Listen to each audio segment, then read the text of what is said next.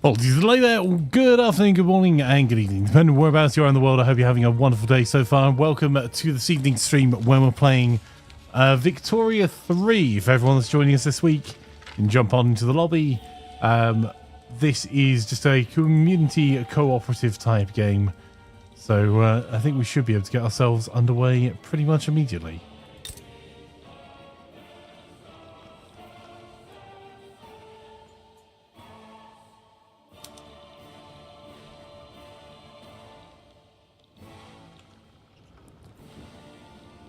Hello there.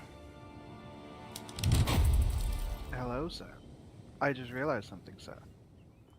What's that? Is this the save from before, sir? I don't know. I'll assume not. Are you telling me it's not? Because I'd rather just you said rather than. It doesn't appear to be. Cool. Okay, give me a sec. I'll redo the game lobby. Yeah.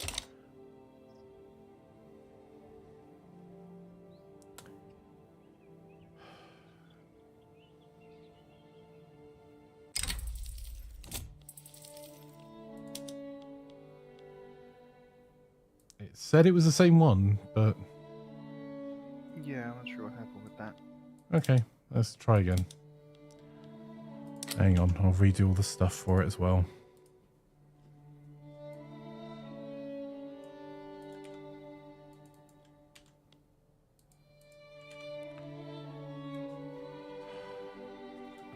Well, hopefully next week goes nice and smooth.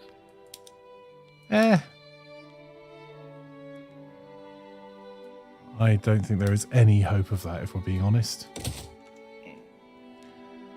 I am seriously considering not doing strategy games on a Sunday anymore after today.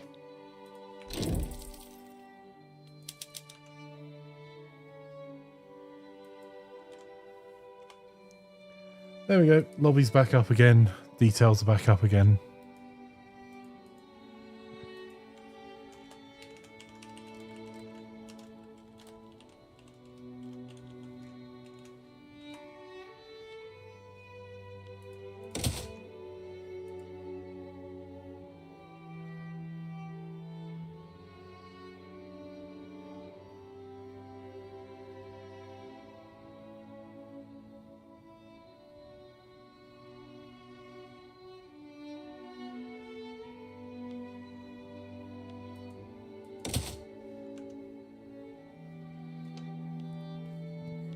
Yeah, it just feels like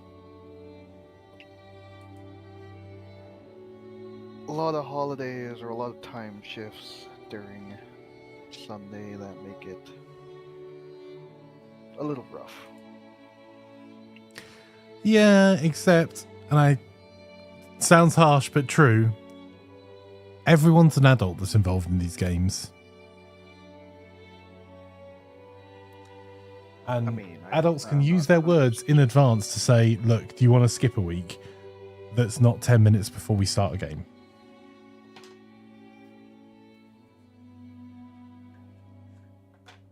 Yeah, I'm always here, so I'm ready to go if other people are, so it's like...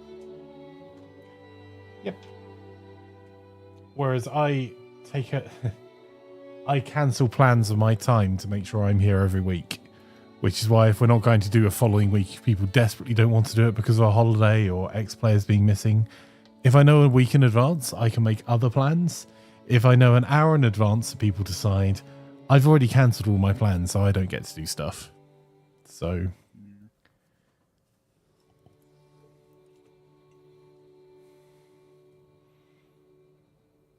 the one positive about me being incredibly boring, you'll always have me stuck with you.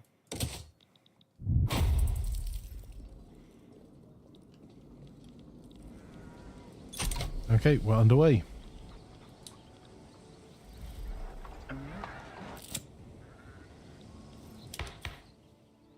Hello. Hello, Rob. Hello.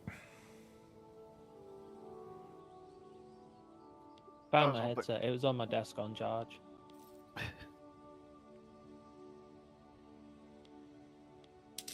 I was hoping we would have a Russ.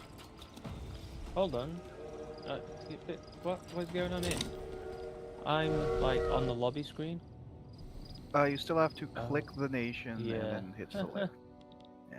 It showed me as Sweden, so I thought all was well. But yeah, there we go. Problem solved. Yeah, I didn't realize that myself either at first.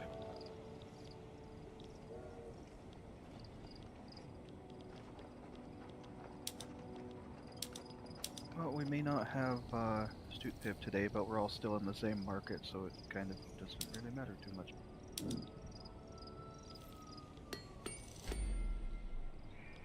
Yeah, I can still see the blemish in my nice little going up line where I joined this market, and it just drops off a cliff for a little bit. Yeah, the market having to refactor with all these strange different. Yep. Oh dear God. Last week, because I was causing the game to go slow, I dropped all my settings, but most of it didn't kick in until now when I just opened it. And oh my God. The ground basically looks like someone just like splotched a few bits of green down in MS Paint. Yeah, they did at least make an effort to make it so people with slower computers can still relatively run the game. Yeah, I mean, credit to them. When they say like very low graphics, they mean very low, which is a good thing. And the cities look surprisingly decent, which is good because like one of the things I like about this game is if you zoom in, you can see some really nice details as your places build up over time and whatnot. Yeah, you can see all the buildings and the cities actually expand with populations. Yeah, and like depending on what you build, the things you see change. Yeah. Although with all of that going on, super late game when you have a player with a major country, it definitely feel that thing. But that's true. Oh, I can imagine. Game, it slows down. That's the I've found the solution to that though is to just restart before you get that far. Yes, of course. Just See? stop playing by the time you get there. My big brain actually does work sometimes.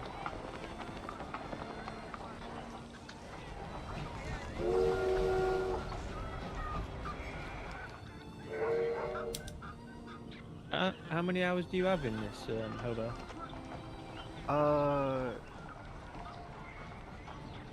Far too many for how much I complain about Victoria 3. Yeah, so I think you're one of the people I see in like the Steam thingy is getting achievements and whatnot. So I was curious. Because I actually go for the achievements. Like just last week, I did the Western Protectorate, which was interesting. Have a treaty port in all major European regions as China, which, you know, just playing China in 1836 is definitely something. You tabled the turns on them. Minus the times that I've probably had it open for like overnight or when I get up and just kind of have it on in the background. Which Is the late game performance so bad you have to leave it on overnight? only if Okay. I'm doing the achievements that require you to get it to 1836 or 1936. How the heck did I end up with that? No, Academy. Automatic construction. Oh dear God, yeah, I knew there was a reason why I wanted to restart and I couldn't remember what it was. Apparently, they want to get rid of that because too many people are playing with a direct control, and it's the opposite of their vision for the game. No. For a moment there, I was hoping you meant they're just going to get rid of the automatic because nobody likes it. But no, they're going to have to do it the other way, aren't they? Because we're game devs, we know what's best. Yeah, I mean, the automatic construction, I think, was also present in Victoria too, but Honestly, when I first found the laws and how it affects like your balance of automatic versus manual control, I thought that was really neat. But then it's the fact that it's auto-controlled by AI and they just do incredibly stupid things and ruin your nice little neatness that ruins it. I mean, the reason why they're building an arts academy is because there's no arts in the market. The only problem is I don't know if any of our nations have a high enough standard of living for there to be people who want arts. With my arts academy, not making any money or employing any people, I can safely say there is no demand for fine art. You're also have the highest standard of living in our little market. That's because I'm the Swedes, and the Swedes are the best Scandinavians. Now we'll see how many other Nordic country viewers we've got in chat. Oh, don't we really only have like a few others? Like there's angst in Denmark and like Placebo in Norway, Macta in Norway. That is. First of all, I didn't know that placebo was in Norway. Second of all, that is the most disgusting thing I've ever seen Prussia do in a while. What have they done? They took Tyrol and Styria, but nothing else. What's a nice bit of border go between AIs, eh? They don't even. Do they even have access to that through the market? No, they don't even have access to that through the market. They just decided to cut it off for no reason. Oh, great news, everyone. My arts academy is now making 1 penny per week. I mean, somewhere out there wanted to find Swedish art.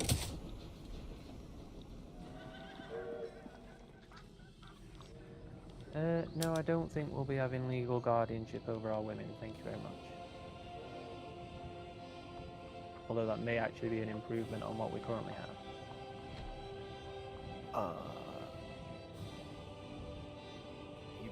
Nope, we currently have properly tied women, so yes, that would be a step backwards.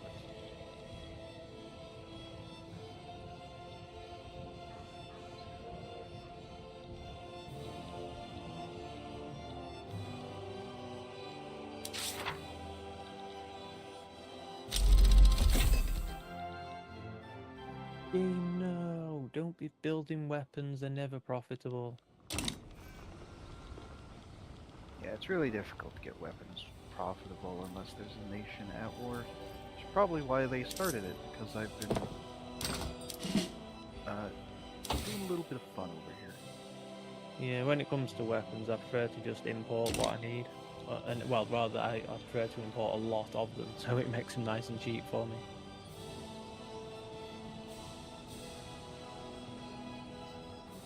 Although that can then hurt the trade profit, so it's all about balance.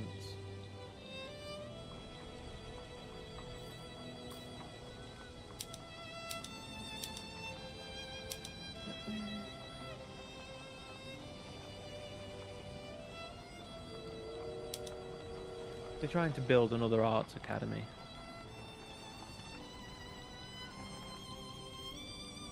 At least my industrials are trying to make glass, which is useful. Yeah, glass actually serves a purpose, whereas art is just for burning in times of like dire straits. I mean, arts is really good at raising the standard of living if you actually have an upper class. Just need an upper class first. Clearly Swedish people aren't into art because they're not buying any. And I need to be of it.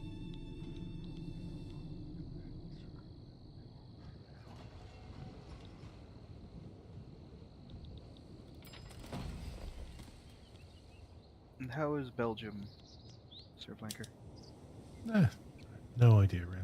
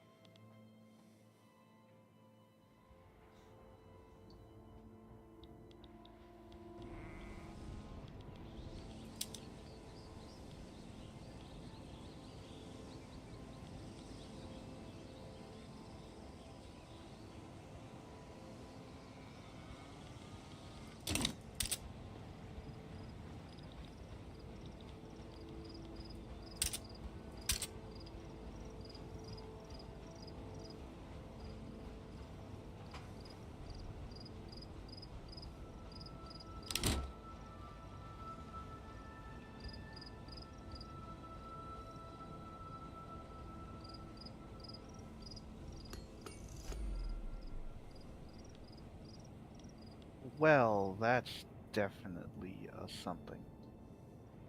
That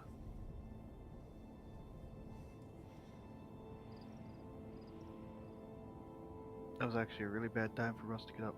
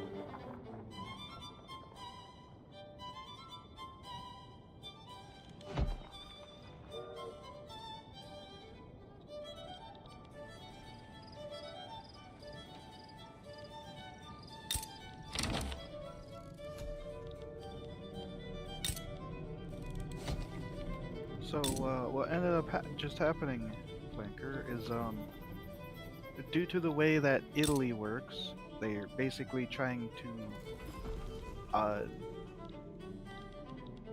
confederate with each other, and somehow, despite the fact that two Sicilies were stronger, they confederated with the Papal States, so it deleted our market we had with each other.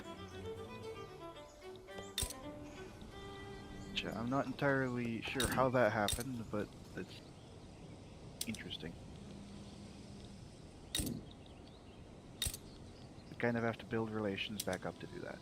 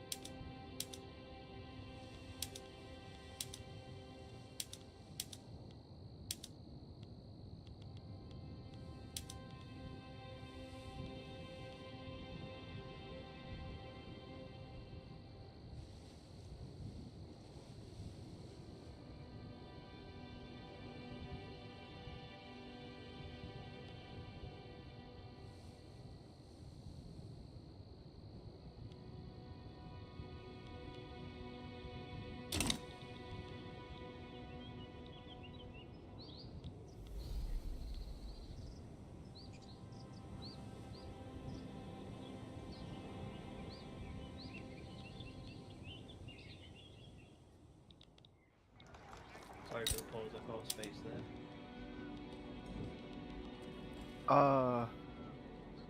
An interesting thing, Russ. What did you do? It's not what I did, it's what the AI did. Stupid Sicily got confederated by the Papal States because of the way it works over there. So, our market connection to each other got deleted because he was the market leader. To be honest, I'm actually kind of glad. Like the market thing is, I don't really like it. I prefer to have my own market, then I don't get screwed over by other countries doing things.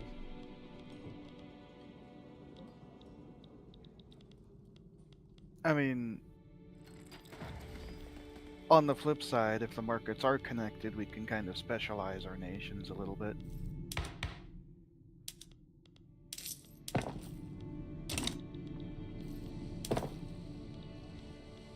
I'm not really seeing how that works.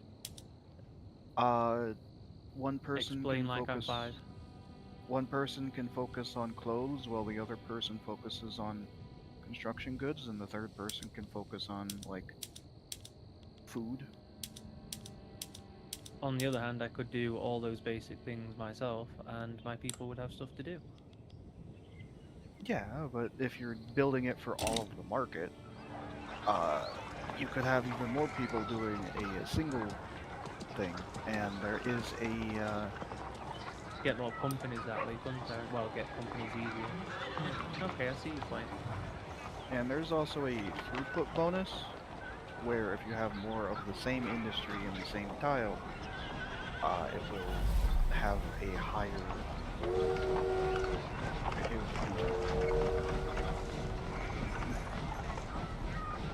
So specializing in that way essentially. Yeah, I forgot about that. I mean, sort of figured there must be a reason why the market things are joinable, and it must be a good thing. But Yeah, like if you're a smaller nation, you almost always join like the French or yeah, the British market, because then you have access to all of their stuff that you don't have.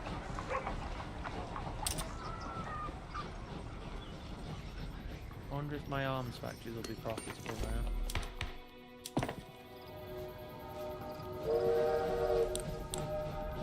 I mean, with the lack of connection, I'm having to import arms.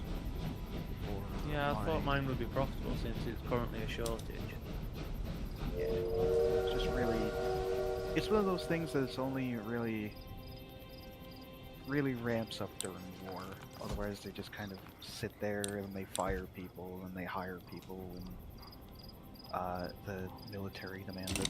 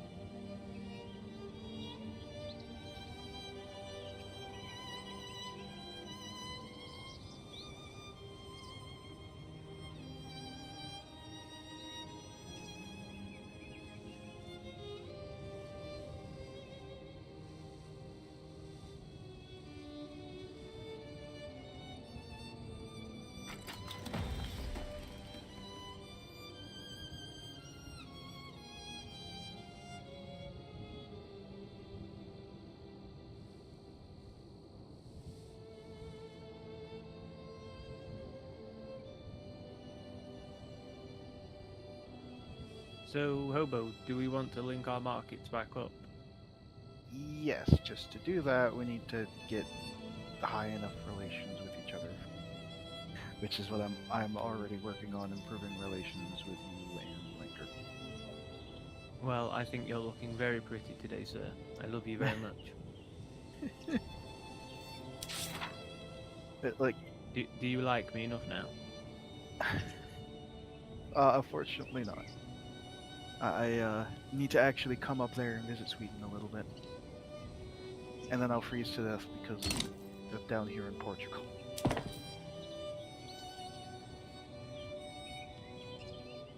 If you do start improving relations with me, I think it may go up faster.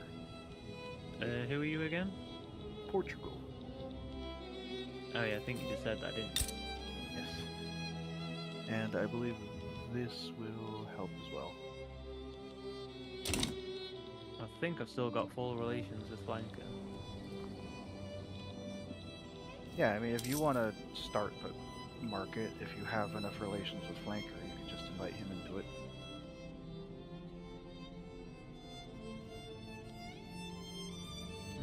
Austria wants a trade agreement. What are we trading?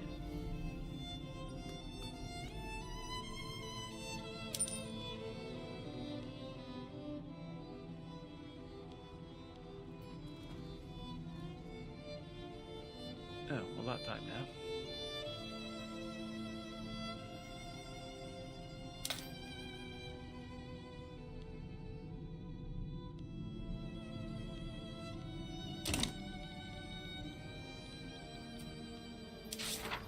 Ah, yeah, no trade agreement for you, Austria.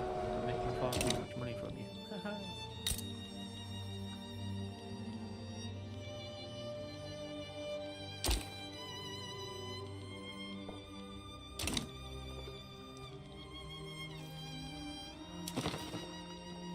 Flanker, do you want to join a customs union with me? Sure.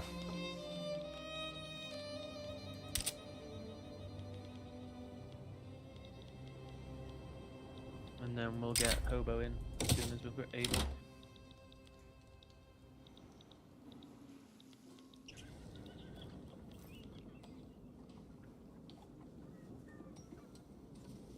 Oh. You know, I probably don't even need those conscripts, but you know, I'm gonna do it anyway. Yeah, you can never have enough cannon fodder.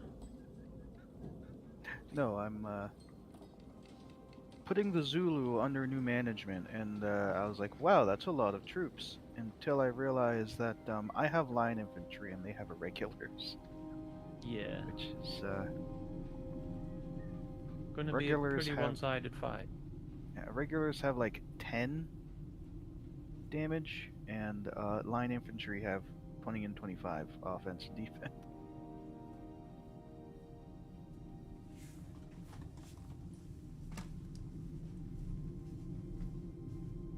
Yes, the sooner I can get into your market, the better, because iron is painful without a proper iron producer. I think all of the iron I was using for construction was produced in Sweden. Now you think all of them forever. Oh dear. That would probably explain why my iron was so expensive as well. Yeah. And it's now like 25% underpriced. Yeah, I kind of have a shortage of like, how much? Of like 100+ iron. I'm gonna take a bit of a gamble here and drop my tax revenue by 4.5k and hope that I can make up that before I run out of cash, because I'm nearly full. Yeah, I'm on max taxes, and because of the shortages, I'm still in the negative. Yeah, Granted, max taxes is a bold choice. Granted, I also have my army raised, which doesn't help, but I don't think the army is costing all of that. Oh, I seem to remember the reason I was building the lead mine was for someone in the customs union. Lead means glass works can make more glass per glass. Ah, yeah, you see, I don't have any glasswork, so that was definitely for someone else. Yeah, I have a couple glassworks, so as soon as we get 20 relations, I can get over there, and your lead mine will actually make profit. Having relations 20 times is going to take a few days at least. Yeah, I mean we have plus 7%, but it's still gonna take a couple months. Once complete. And I'm finally researching railways, so I'll be able to buy Flanker's engines. Yeah. And any areas that they're short on infrastructure, I don't think you have any. AKA Sweden. Yet. Like, the first thing I have to do in Sweden is do the road maintenance decree thing. And then I usually go sewers and then railway.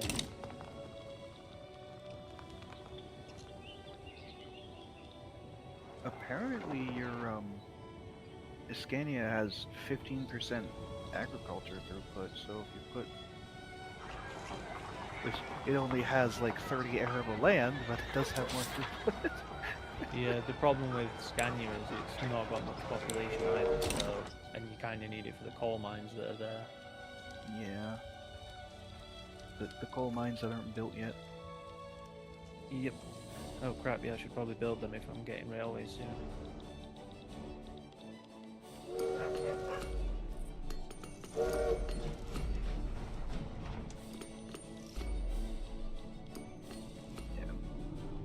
What will massively help my economy, he says as he sees that none has popped up over here yet. Why?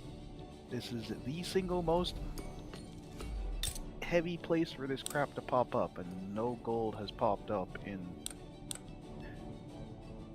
Transvaal and the surrounding areas yet. Sure.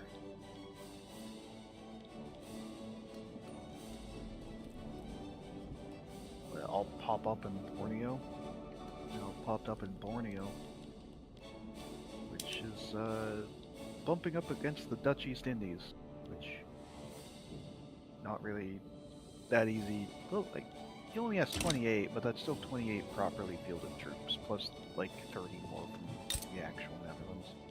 Wow, you have a lot of fabric for me to make. Don't mind if I do. Well, funny that, you can... Oh.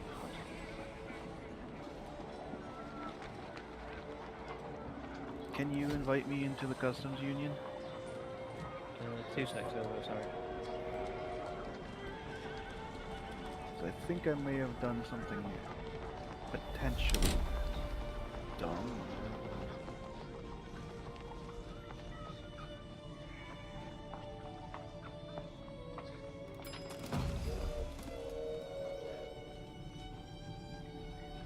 There we go. Oh, there we go.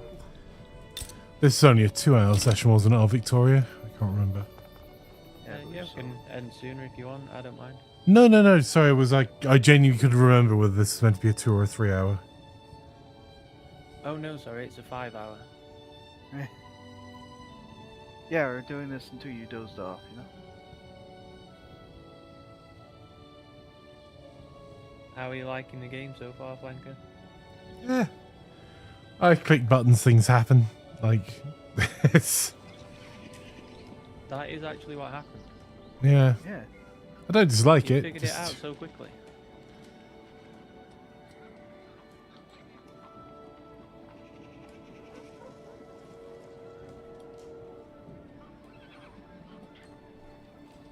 And there's the zoo. I couldn't ask to join the Swedish market because I technically already had a market with my puppet. It's a little bit of a weird thing. Ah. Well, we got you in, that's all that matters. Yep.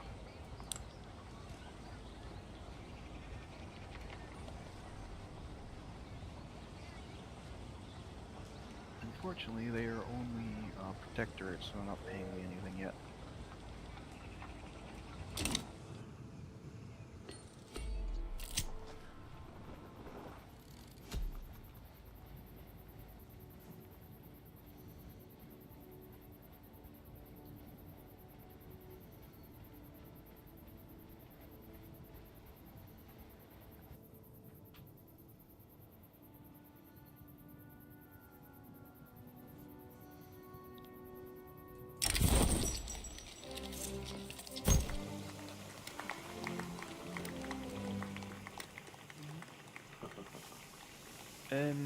Obo, I'm gonna subsidize my lead mine so it can get off the ground if you wanna make sure you're Yeah, using lead in your glass.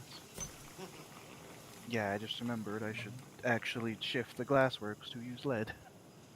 Yeah, Now I that think I'm I on the can market. tell you did that because even without me subsidizing it, the balance immediately went positive. Yep. And the price went from absolute minimum to massively overpriced. So it'll just need a moment to hire some peeps. Yeah, I got 2 sets of 2 glassworks that are immediately using it. Ah, and I now have the atmospheric engine as well, so if the iron price gets a bit too much, I can fix it.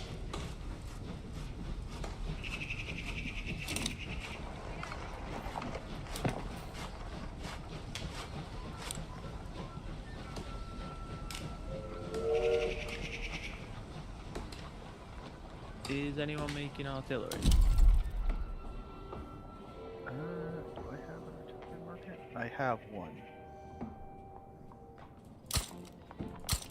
Oh, it's actually ammunition that we've got a shortage of now anyway, not artillery. God damn it.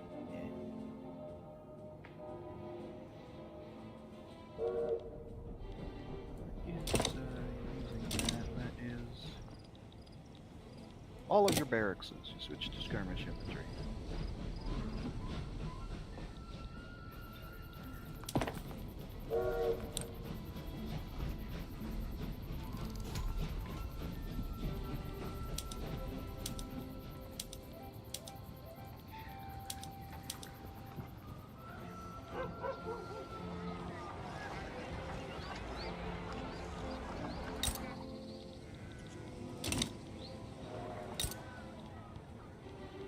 What is actually bad on the market? It is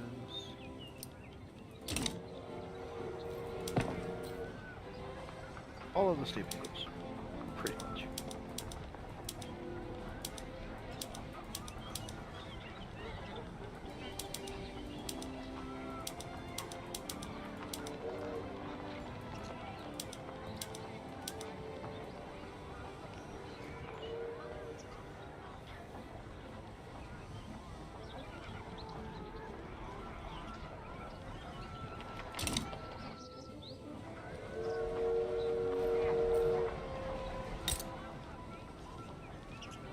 If it says a trade route is managed by a trade center in the other nation, that means it's their trade route, right? Yeah. So they're the ones having to hire and pay the people for it.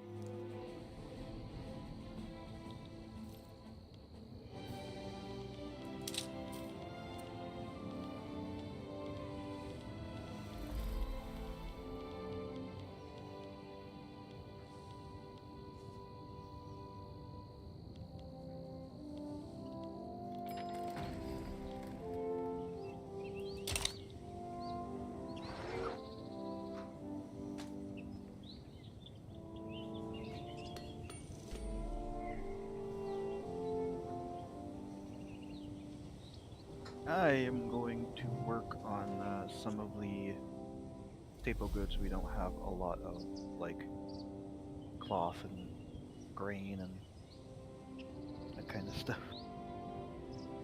Sounds like a good idea. I'll keep focusing on completely pointless stuff like art, or rather the AI will. But I'ma delete that. Again. I think if you just keep one around, they might stop trying to rebuild it. Well, before I had one and it wasn't making any money, and they still started building another. So screw those guys. I'm just gonna let them build whatever they want and then delete it.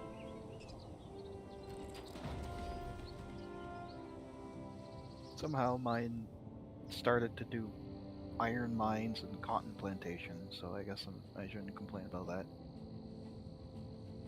Yeah, that's pretty reasonable. Mine's doing artillery at the moment.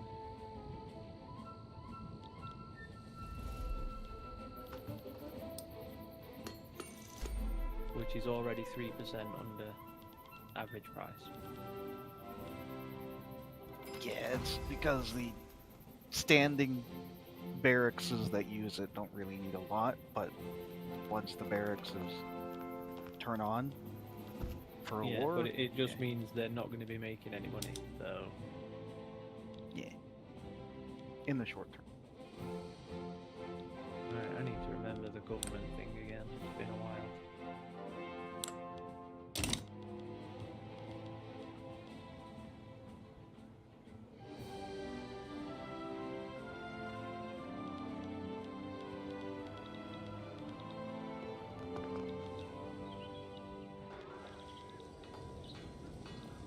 Why am I bolstering the Church of Sweden?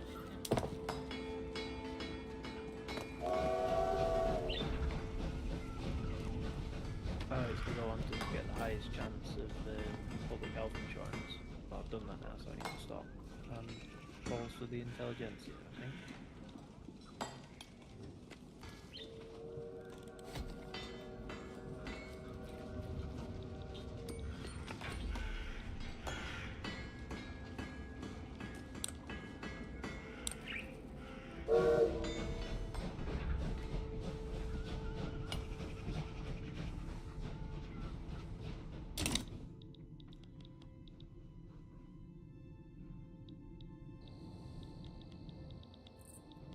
Also, the French already shifted to a republic. Little quick. Yeah, I'm sure it won't be long before they start another civil war or something.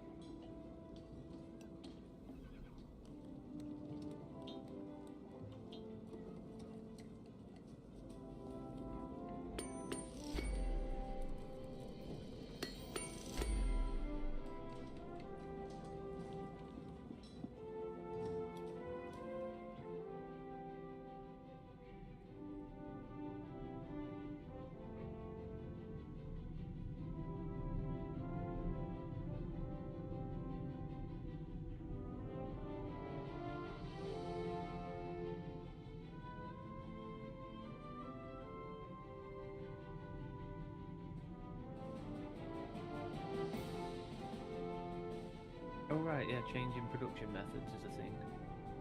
Yeah. It does end up being fairly helpful.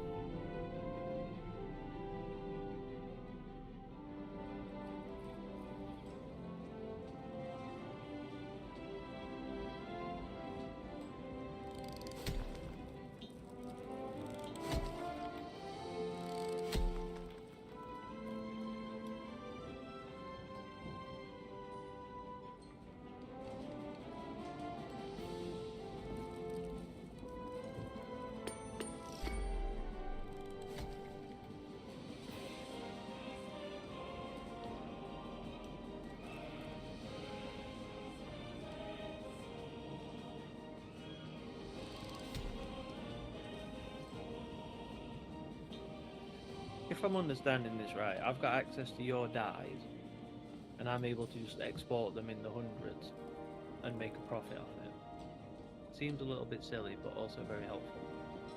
Yeah, it's since you're the market leader, I believe. Well, actually, no, you don't even need to be the market leader. It's just you're taking the goods from our market and setting up the export trade center in your nation.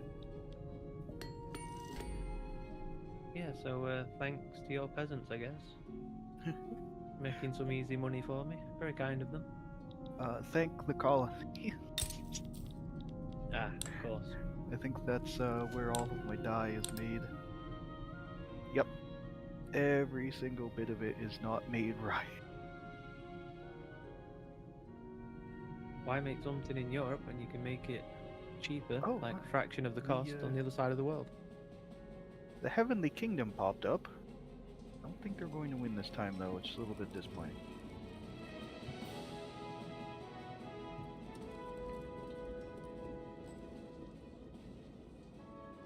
It's always amusing to see them actually succeed.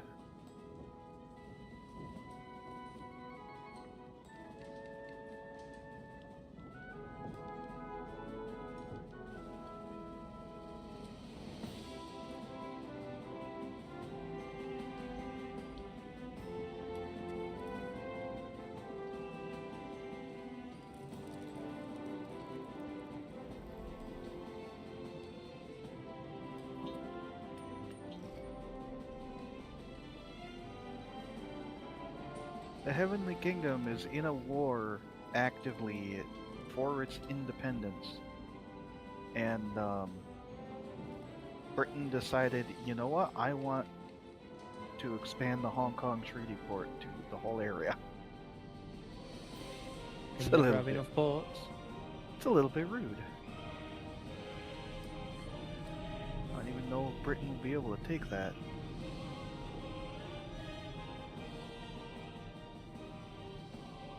Wow, most of our stuff is pretty balanced in terms of cost. Yeah.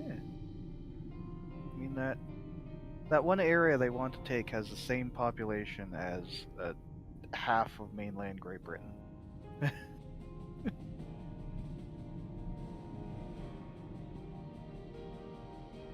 Just normal Chinese conquest things.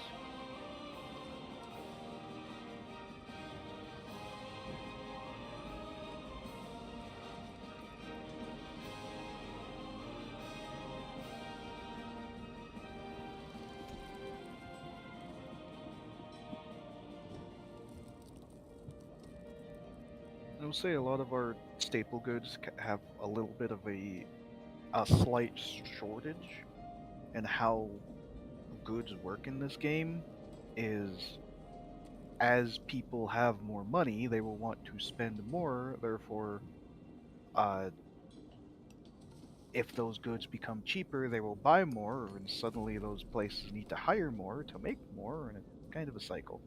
Yeah, I always try and like make the staple goods at 10% under value at most, Yeah, because but then it at will. least a couple of percent under, just to give them a bit better quality of life. Because I'm such a nice guy like that. Yeah, because then it will kind of cycle back, in a way. Yeah, and And that happier doesn't. people are more productive in the mines. Well, then they'll have, since it'll be cheaper, they'll buy more, and that'll increase the price again. So then you'll want more factories, and so on and so forth. I have a place that doesn't have enough? I guess I do. God, that place has no infrastructure whatsoever.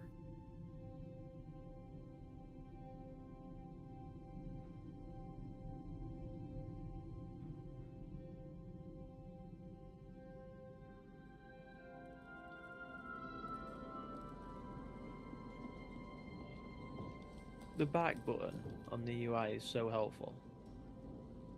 Yeah.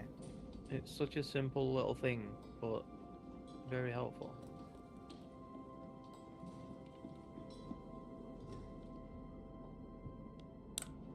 It's something I still haven't made myself get used to because I was so used to reopening all of the menus Yeah, in every it's other same game. for me still. Like in most games, the back button will just take you like up a level of the menu, but it actually takes you back to the last tab you're on, which is helpful.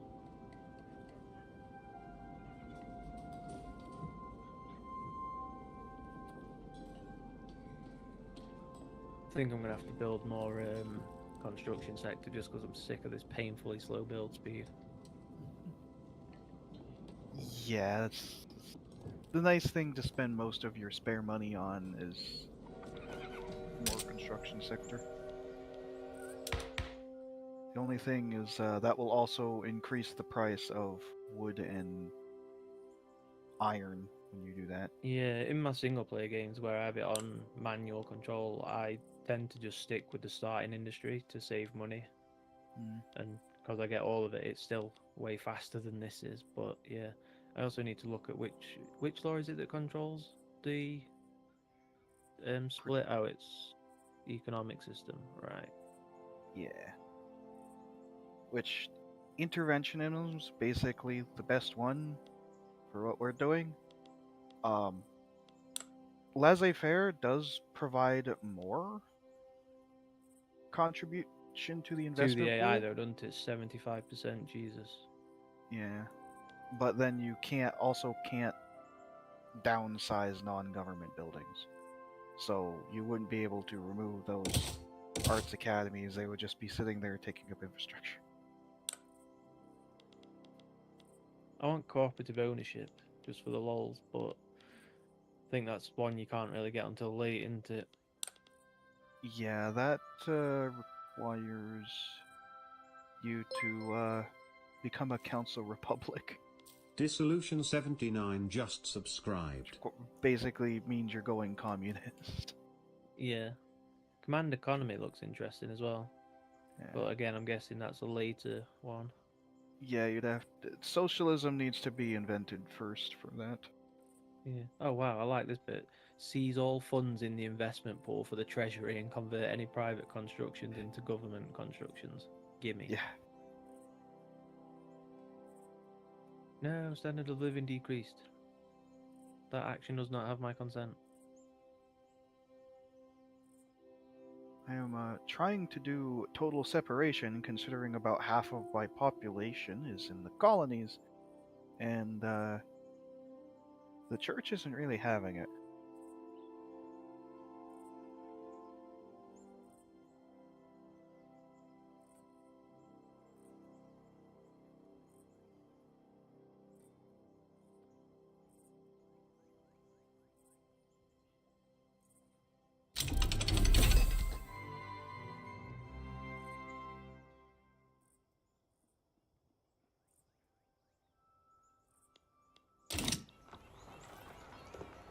Although the Civil War is not really that bad. The Civil Wars in this are kind of weird. They just end up making more events that can potentially raise the agitation for the Civil War. But it requires the actual agitation to be over 100 for it to pop. And since it's at 54, it's just making the events to try and raise it. But even if it gets to 54% progress, it's just going to kind of stall there.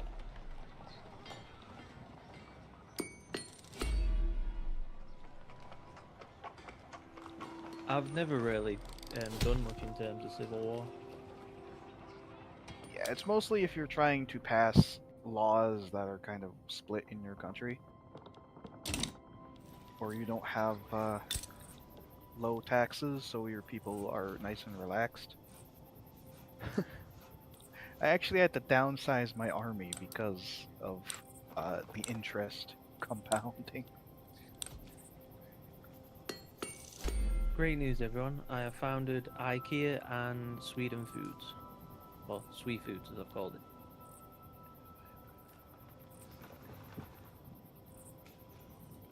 Now, if I can just make the foods profitable enough, I'll get bonus babies. Yeah.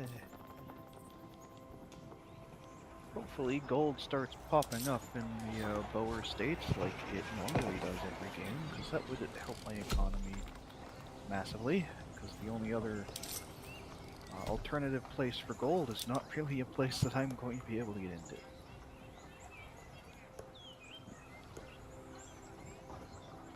Oh god. The Heavenly Kingdom's full occupied by both Britain and Qing. I wonder who's going to make them capitulate first. Because they capitulate to Qing first, it just invalidates Britain's war. Oh, there we go, they capitulate to the Qing. Screw you, Britain.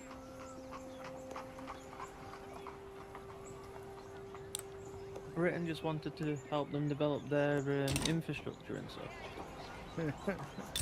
Because that's what we did. We went around and built things for people. We were so kind. Yeah, of course.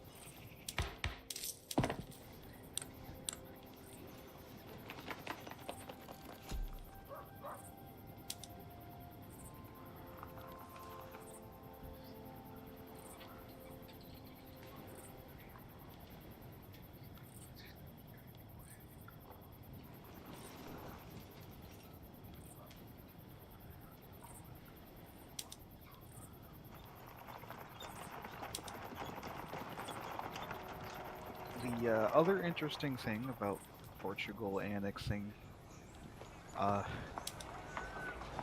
two Sicilies is the Pope now has colonies out there that they have no progress on because they don't have colonization themselves.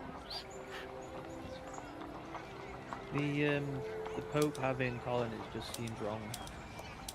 Oh, it's something that I did very heavily when I did my Kingdom of God. Because that's what Italy's becomes named as if the Pope forms it while they still have a theocracy.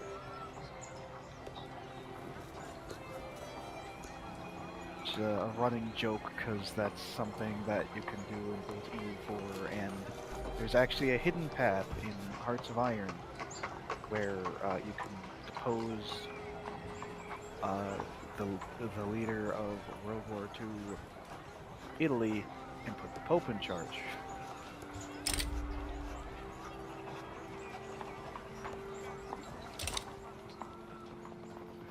And say, screw it, this world is too tainted and disgusting. We need to just conquer it all and hit the reset button.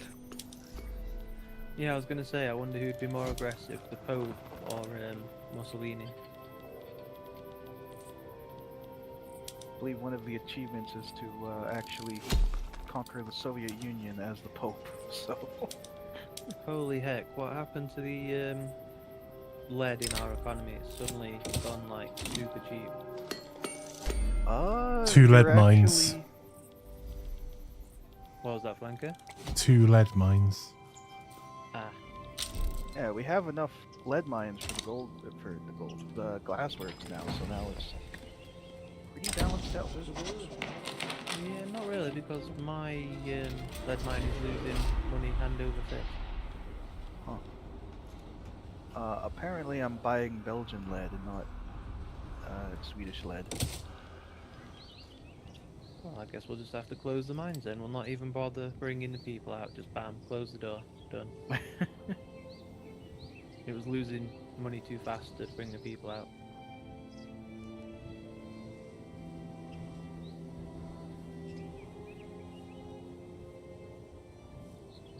Game, why would you build a food industries here when we've already got a nice big one down there?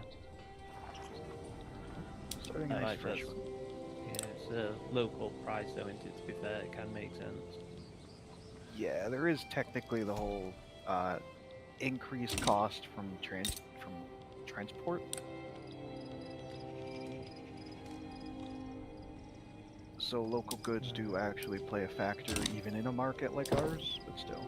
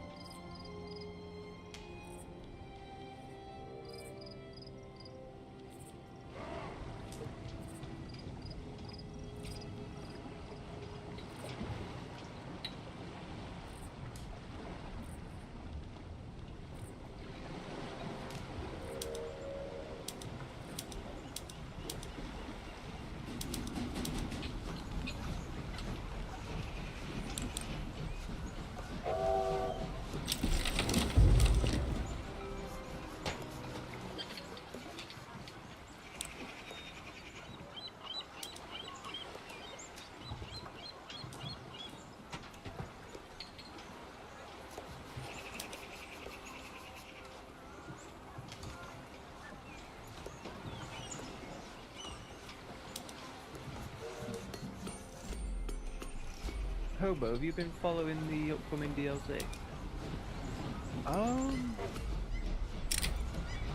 You know, ironically, I mentioned that while we were playing Stellaris, and that about half of the features are things that were from base game Victoria 2, that were large things that made Victoria 2 so popular. So, Yeah, I vaguely remember you mentioning it now you say that. so hopefully that will that there'll be enough people who want to spend money on something that actually puts proper diplomacy in the game that the developers themselves said they want to be about diplomacy and not war. So yeah, because it That looks would be like nice. it looks like it is mostly, and I hope they flesh it out a little bit more, of course. Mostly stuff like the proper sphere of influences from Victoria to. I mean, I do love when you say how confidently how these things that lots of people would like and don't. Victoria 3 sold 10 times the amount Victoria 2 did. 500,000 Victoria units. 2. Victoria 2 is also incredibly. It's so old, like the market itself is difficult to compare to because there's just a lot more people gaming, a lot more. The Sure, genre but is a lot bigger than it was. but Also, 70,000 massive amount of sales to people. 500,000 sales is a fairly significant difference for Victoria 3. Yeah, and I'm just saying, I think if those were in the game on release, which not even a huge amount of stuff that was just already established again in the base game of Victoria 2, because that was also from before their DLC policy. They didn't really make DLC for their games back Hobo, be Oh, very this- careful. You're going to trigger a flank. then. Because are you aware that all those minor little features have dev costs that has to be accounted for? It's working, yes! Yeah, Yes, I and you think know I what? read that That- in a random comment online. I don't know where I heard it. It's probably a load of rubbish, to be honest. Such simple features would obviously be free to make. It takes Obviously. one dev, No, like that one I day. think they should have had it in the oven a little bit longer to add those. Sure, if you just give them the few 100,000 a month it costs to run a studio, I'm sure they would have done that for I you. think Hobo's right though, because then those couple of like extra days they were doing that, they could have done some other stuff as well, Right? and fixed some of the bugs it had as well.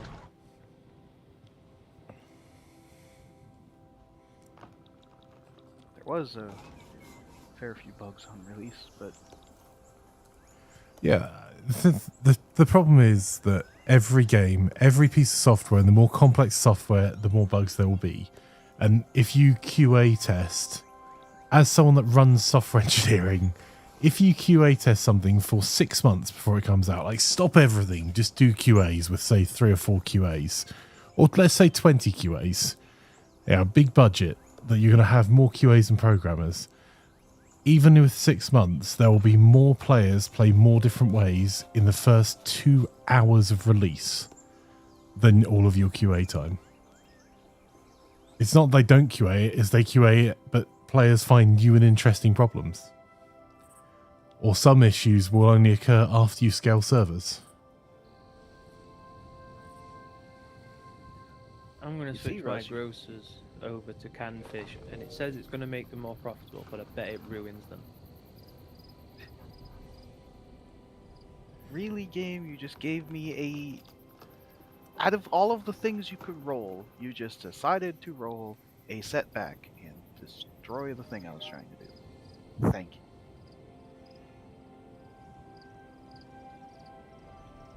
You see, Russ, you shouldn't have brought up bugs because that's like the weakest part of the complaint. Like. Yeah, No, that's but how it's the not game's really. I built, mean, bugs. the bugs is a weak complaint generally. Like, if there has been if it is literally crashes on start, that's a problem. If it doesn't allow you, it is game-breakingly broken in every potential way you play it. That is absolutely something the players can and should whine about. But like weird and wonderful stuff that if you do a particular thing is broken, depending on how many people that have had that issue, and depending on how many post-launch things that are required to be done, like scaling servers, they're going to take a while Yeah, to to be sort. fair, when it comes to most bugs, like, it's very rare I notice a bug, and yet you see people in the reviews that say, oh, this game's so buggy, and it's just like, yeah, that's because you're trying to do cheese and you're doing stupid stuff. Just Yeah. play the game and enjoy it for what it is, and you won't even notice. With most bugs, anyway. I mean, sometimes, like, with City Skylines, there are some pretty stupid ones where, like, economies just didn't work because they were bugged.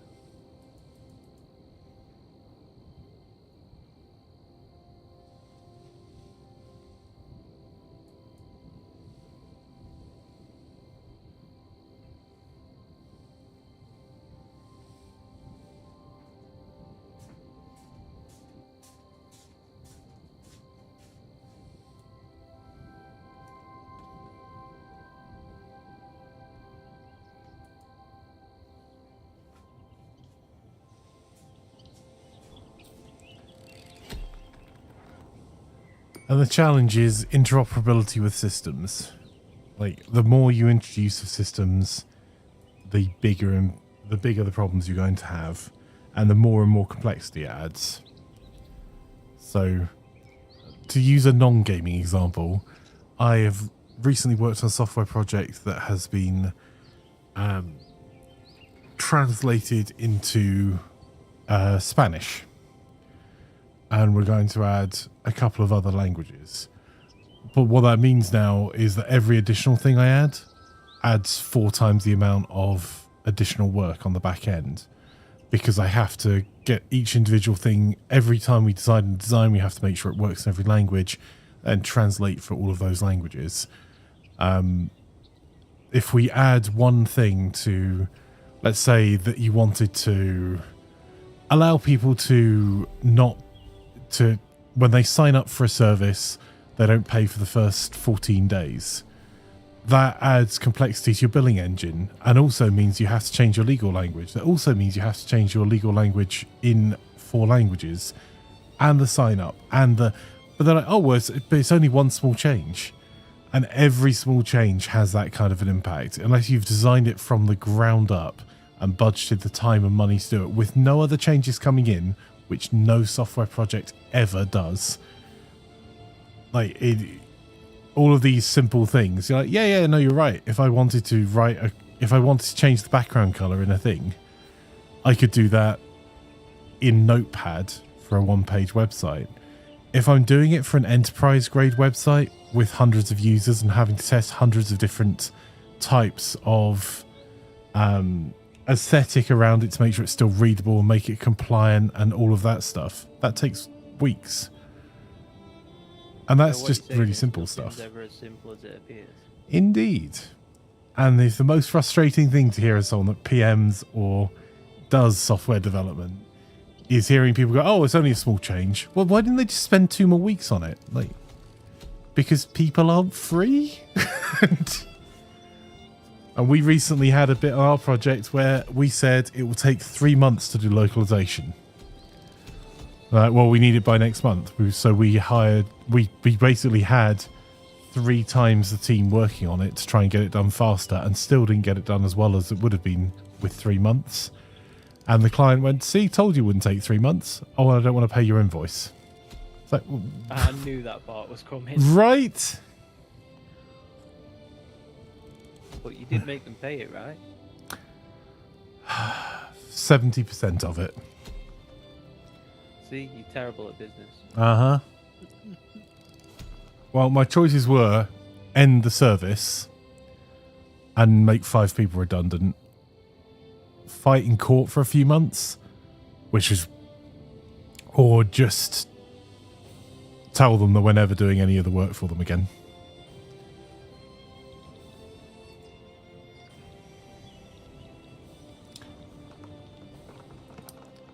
So yes, adding one new item in a column is super easy if you're doing it on Excel. Adding it as a mechanic to interact with all the other mechanics introduces significantly more bugs. It's the reason that Mario is relatively bug-free, and Bethesda software with still an arguably small team. I think Fallout 3 was 100 people. Is so full of bugs. It's not because people don't care.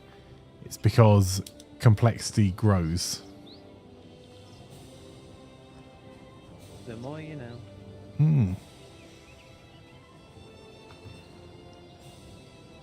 I mean, that's all stuff that I already like registered before my thoughts of. It still feels a little bit empty. Sure, but every game's going to feel empty to you because you've played the previous ones with thousands of mods and thousands of DLCs where mods don't exist. I make a very solid point to play to not factor in mods when I think about games. The mods are nice.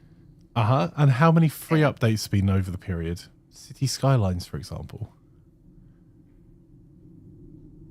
That you've benefited from the period of the game being out and the devs having time post-launch to do things.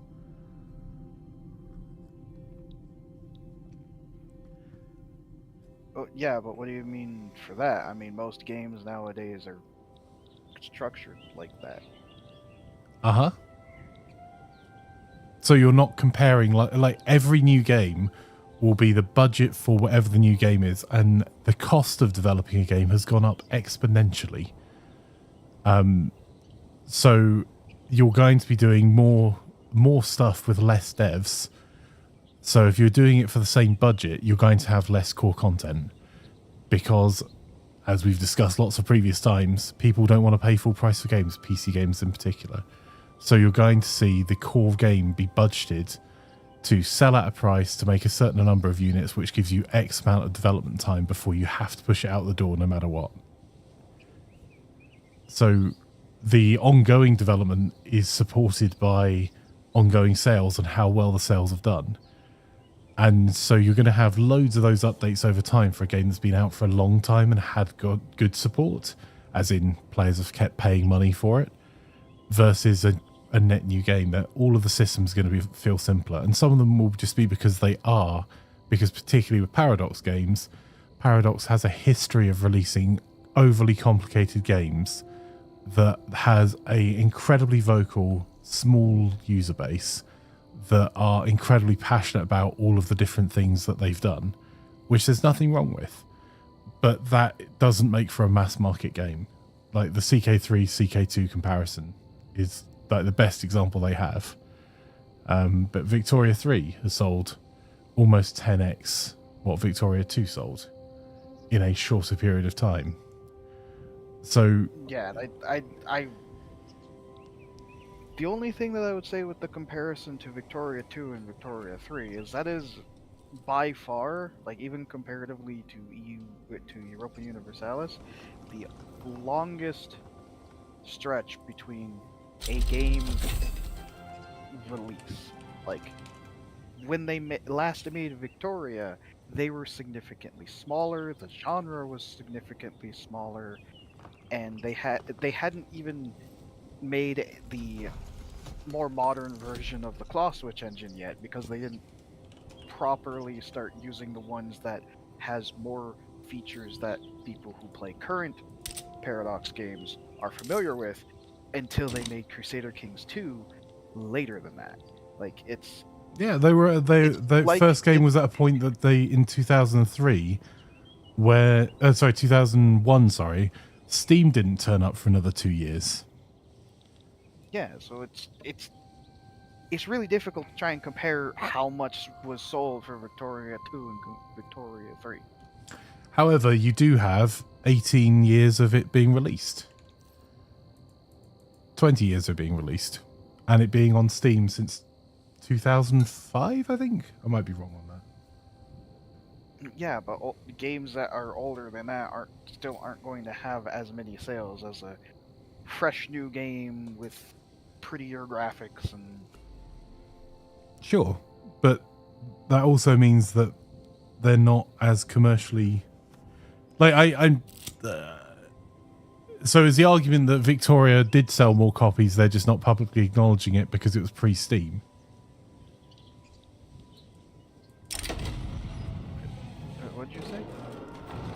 sorry, what I'm not understanding is, like, okay, so if Victoria 2 sold less, is it because you're saying the market is vastly different?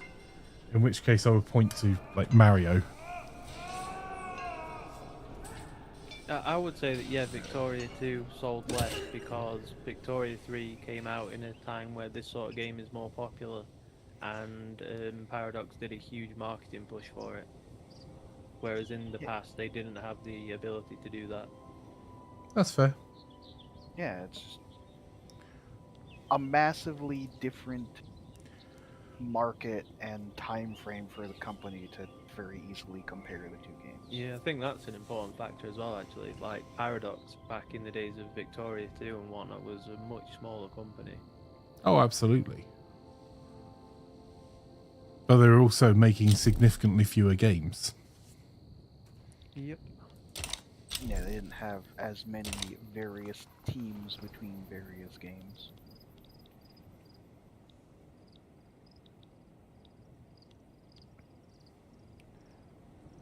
It's just the strategy that Paradox has for their games in general is try and do enough new things and gamble on those too many new things to see if it will actually sell well enough and have enough of a consistent player base to keep developing it. That's the Yes. difference between, say, Victoria 3 and Imperator. Imperator mashed so many things together from their other games in their catalog without properly fleshing them out, and I mean that not from my perspective personally, even though that is technically my perspective, but from a general sense, it was half of the fluff of any of their other games, even at the base games of their other games, without any of the things to actually make interacting with those systems interesting. Which is why Imperator massively fell down after its release.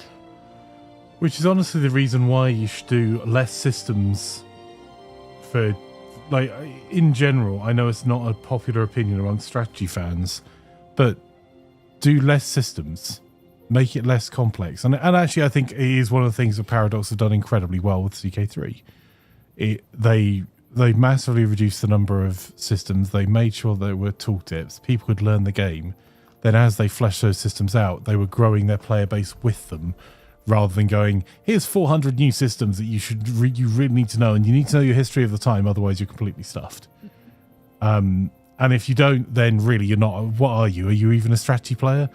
And the reality is that type of game that's hugely complex on release with every system in there, just doesn't work.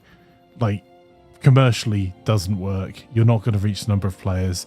Also, if you give everyone everything, if I gave you City Skylines 2 with everything from all the years of City Skylines 3 on day one release, people would still stop playing it.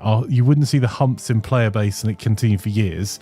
You see them play it and then stop because there's no reason to go back to it. And you see that in active player counts all the time with games. Like, DLC comes out, massive uptick. So the strategy works of adding a system, then building on it or changing it over time.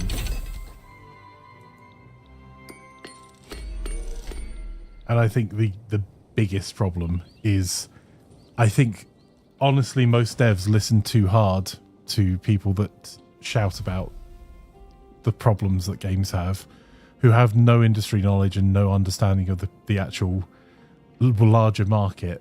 They want their game made again. And like, I love Fragile Allegiance. I would love to see Fragile Allegiance remade. Truly, really. That game has, for its time, has a vast amount of complexity. But I'm not going to pretend it's going to sell millions of copies. So you'd have to make it on a budget. Yeah, and a lot of the things where I'm like, they needed to flesh this out a little bit more. I'm not talking about making it immediately as good or better as a previous iteration. The whole point of it being a base version is that specifically so they can grow it. And I'm not talking about having 500 systems like EU4 does modern day, because they have just been stuffing more and more stuff in there. And honestly, I would say that some of their games, like EU4, should have stopped having development and they should have moved on to the next title multiple DLC ago. So that way they didn't continue to try and push too hard. But And the problem is then you have players saying, well, you're just releasing a new game every year, a la COD, or you're just you're just releasing mean, like, the same every game. year. I mean, like, about 4 or 5 DLC ago, which still would have left like 10 DLC, they probably should have stopped EU4 and they should have moved on to EU5 rather than what we do now. Just as an example. You know, they can still run the game for like 10 years, but they're still eventually comes a point where they're just kind of reworking things for the sake of reworking them rather than actually doing anything to it. Yeah, and I think that's also fair, and that is sometimes born out of, like, there isn't enough of a difference between the current version and what they would do new in terms of graphical fidelity or the engine or anything else to make it worth doing again, or that they don't think the finance would stack up for the next in the series at that point, is generally the reason that you would take the approach of just releasing more DLC. If there's enough of a customer base there that you know it will sell enough copies, then you can try and support the game for a bit longer. And the cost of DLC is, in engineering time, is generally significantly less than you starting from a blank sheet of paper. Yeah, like, for me specifically, and I know that's not even the case for everyone who plays EU4,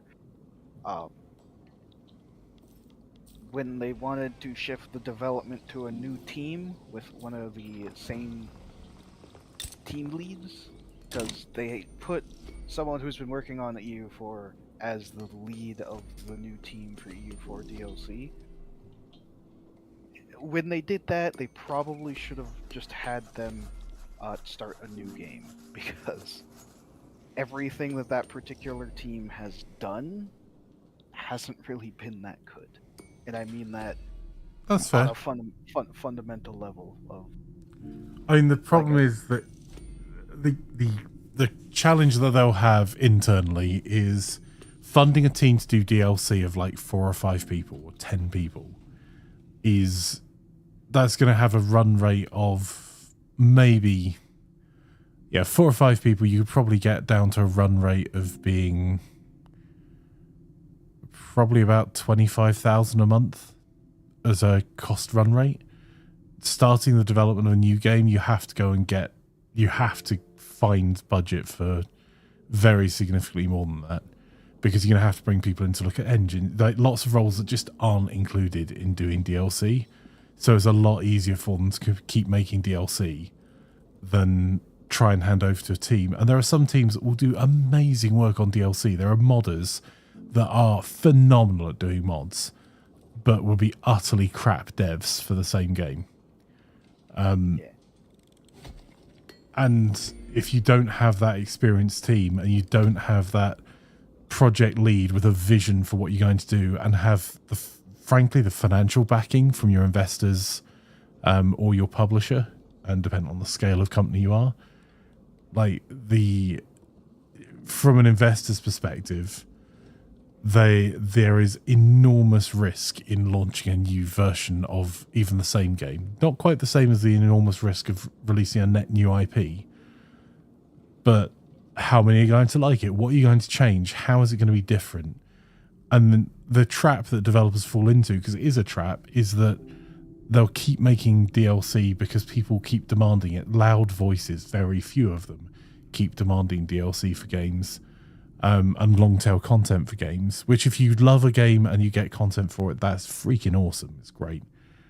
But the challenge is going to be that you're making that content for a smaller and smaller audience. So you're just dying a slow zombie death. So you end up with a at a later stage saying, "Oh, I want to make a new version of this." And what, you mean the game that you're currently making DLC and selling like a few hundred copies of? Yeah, no thanks. Whereas if you were in earlier with a stronger sales base, it would be easier to do. And also, a new game can typically take anything between 2 and 5 years from the beginning of development, which is rough to fund, because typically you have no new revenue for that game while you're doing the development for it. So you need another product to support it, whether that is the DLC for your old version, a la EU4 and EU5, or whether that is another part of the company just being understanding, giving you money, or a publisher just happy to hand cash over. And publishers are only happy to hand cash over if you hit development goals and release on time. And that's just like the rough reality of, like, if you talked about it being developers in terms of building a house, and you gave a developer money and asked them to build a house, and then they said, "Oh, bad news, we decided to do something really cool with the bathroom, we'll think you'll really appreciate it." You're like, that's great, but I need to sell this house. And all the sales happen in spring. They're like, "Oh, no, but it'll be ready by December now. But the bathroom is awesome." You'd be pissed. That's the developer publisher role. Publishers just want what you promised them for the money they gave you.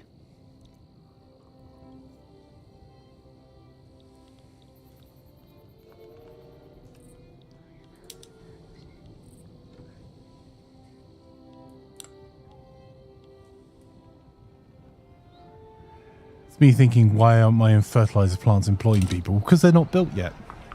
Yeah. That'll be why. Does the market Probably. need fertilizer? Yeah, it does. Kind of. I don't have the tech to use it, but it looks like Flanker does, and Russ does, so... And there's also a trade route of exporting fertilizer to the Austrian market, so you'll just make money on that. Even if you're not the one exporting it, obviously there's still people working in fertilizer to have it exported.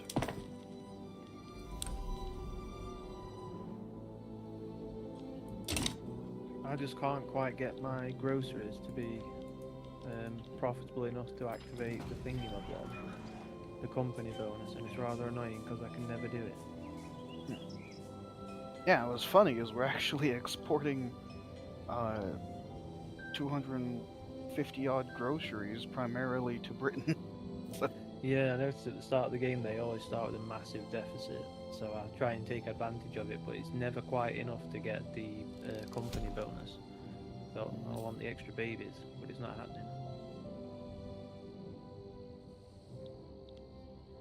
Yeah, there's only a few companies that I've ended up building because I haven't really had an opportunity to play too much with trying to maximize companies, because most of the achievements I kind of did before the shift.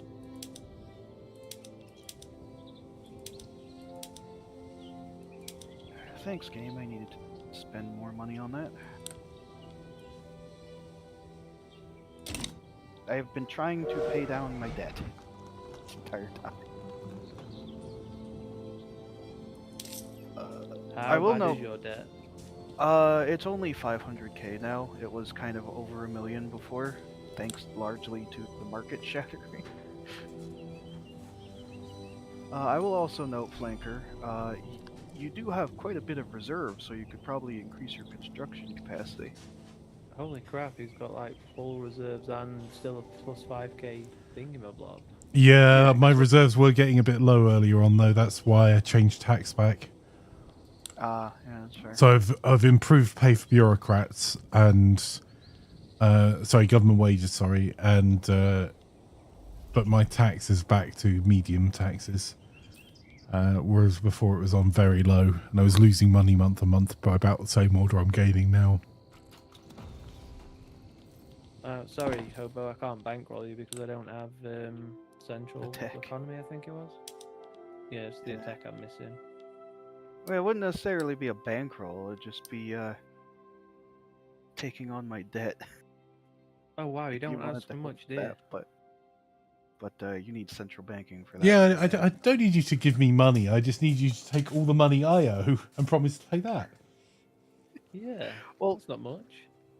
well, here's the thing, Flanker. Like, if you had the tech, right, had central banking, and you say, "Oh yeah, I'll take your debt," that'll just come out of your reserves and will instantly disappear. But I wasn't going to start asking you to help me when you're the new person in the game.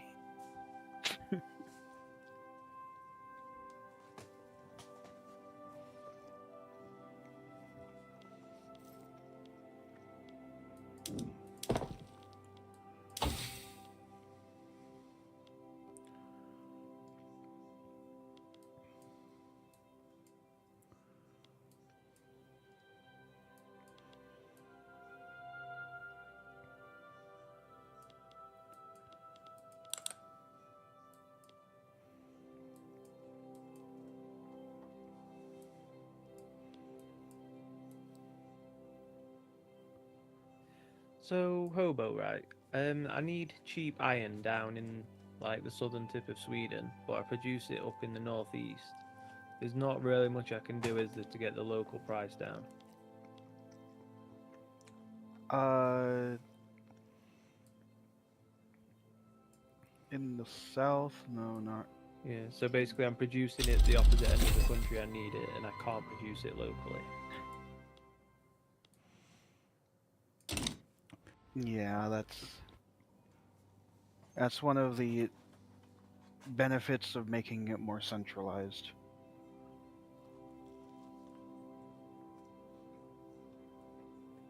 And to get the productivity up, all I can really do is reduce costs, right, or increase the cost of the final goods.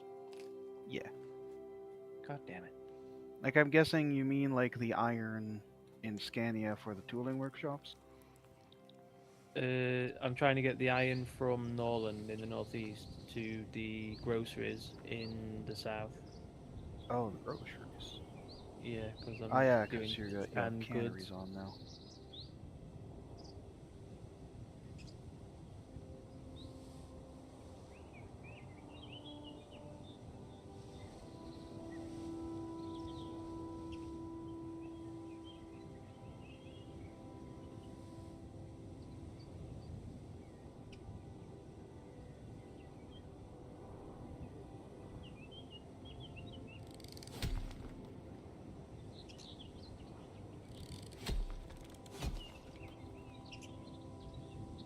The only other way that you could decrease the cost is to increase the amount of workers, but you'd have to get the tech. Yeah, I was looking into that, but yeah, no tech yet. Yeah. Because obviously, if more workers can do the same job, you can have more income. Because why would you pay those workers who are making you more stuff? Why would you pay them more?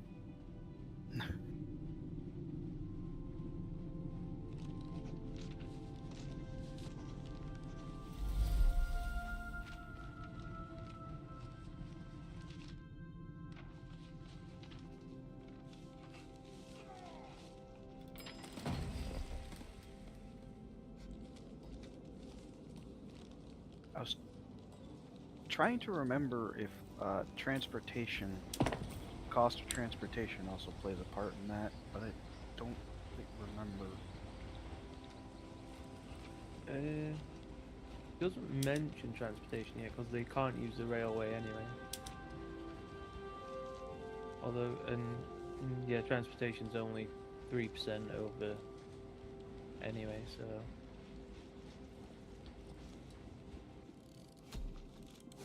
Yeah, because I mean, logically it makes sense if the cost to transport things was cheap in an area, it would be cheaper to shift it to another area, but I don't know if that's represented in the game. That's something that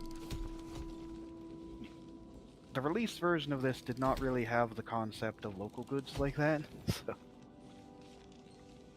you could build all of your railway transportation in Africa, and it would still count for the transportation needs that were being produced by, say, Stockholm, and it would still be fine. Sounds perfectly reasonable.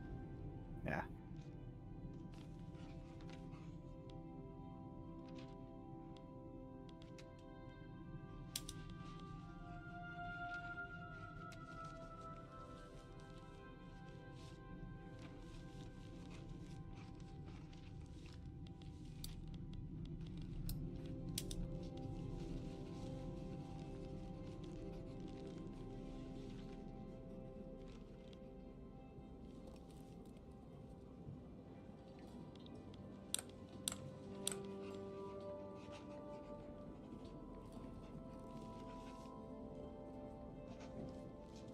Also having to spend more money because I'm trying to increase my institutions, which requires me to have more bureaucracy, but the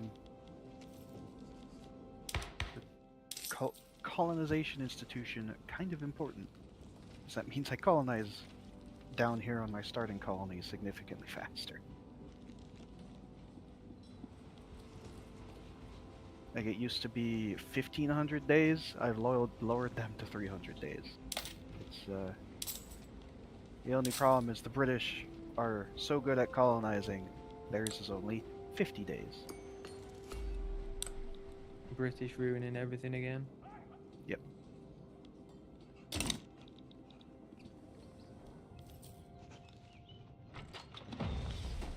Granted, your colonization speed is also factored in from your population size. So, because Britain has 28 million population and Portugal has 7, they can naturally colonize faster. That's why playing as something like the East India Company or China or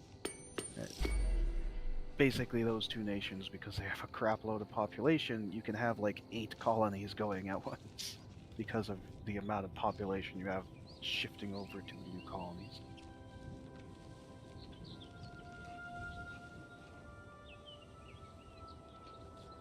It's also why you don't see AI Portugal really colonize too much, because they don't focus on getting their institution higher, and they start with so many colonies, it takes them forever.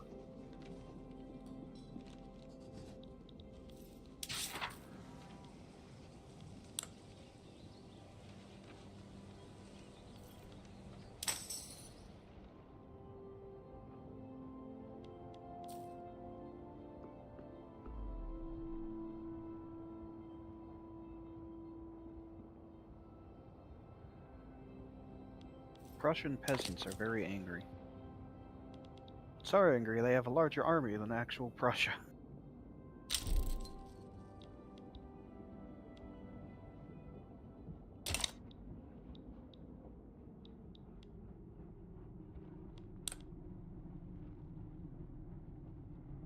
Just wanted to ask if he wants to make some war, but the fleet and army is a joke.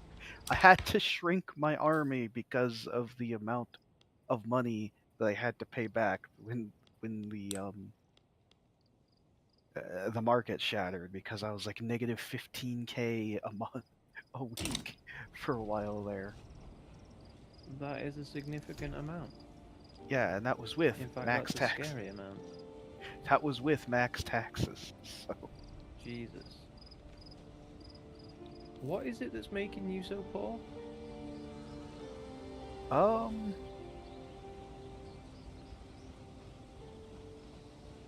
mostly I think the government wages now.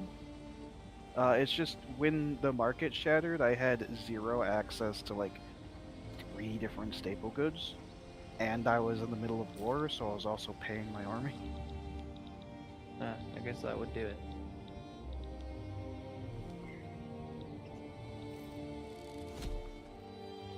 Is anyone else in our customs union making groceries?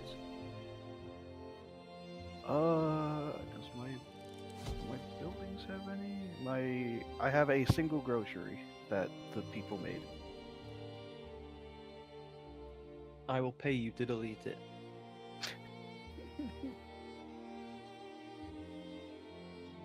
It's local goods though.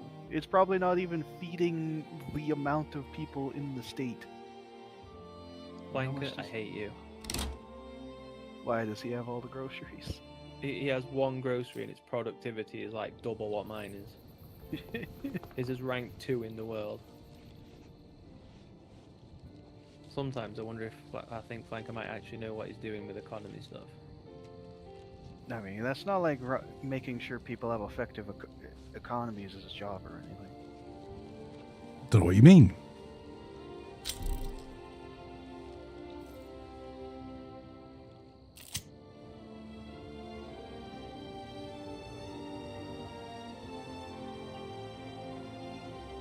My single grocery is making like 30, and our total demand is like 800, so it's not making that much of a dent.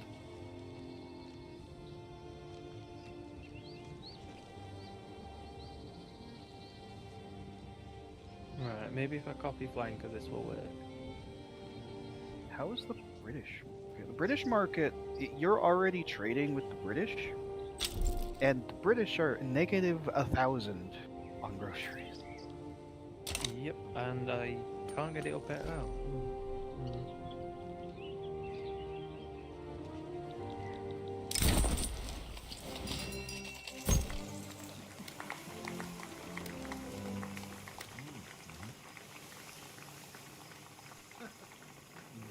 Of course, building more to export more doesn't make a difference to productivity. In fact, it'll probably hurt it more than it'll help it.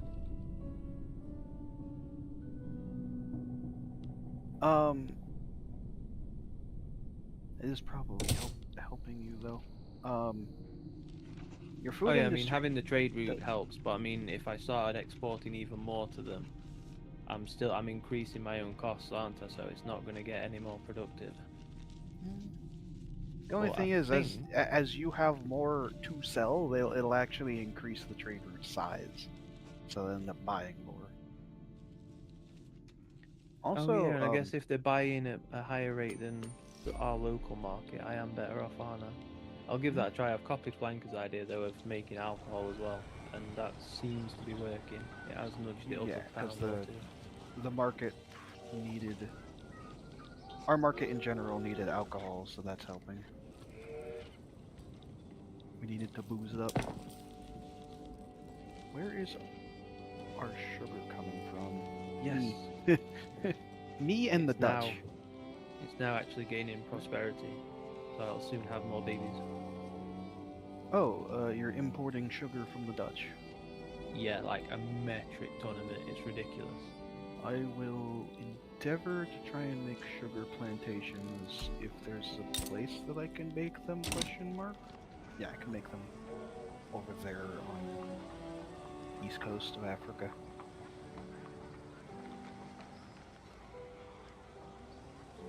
I've started pushing for poor laws just because I had one of those movement things for it, and I can't remember what it actually does.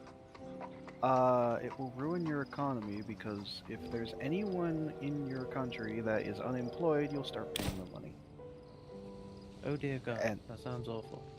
And there is a thing Nope. in this game where it is entirely possible for the welfare payments to be higher than working at a job, so the people just don't take jobs. Yeah, no, but giving them welfare is actually good because it'll push up their thingy, won't it? Their quality of life, standard of living, rather. Yeah, I mean, you don't have a huge amount of unemployed. In fact, most of your Yeah, unemployed are actually immediately getting. I'm Jobs, quite it happy with seems. it to go ahead, and I've got 69% chance of success. Nice. I will note, the peasants that can work in subsistence farming, the space for that is actually factored by your arable land. So, like, for example,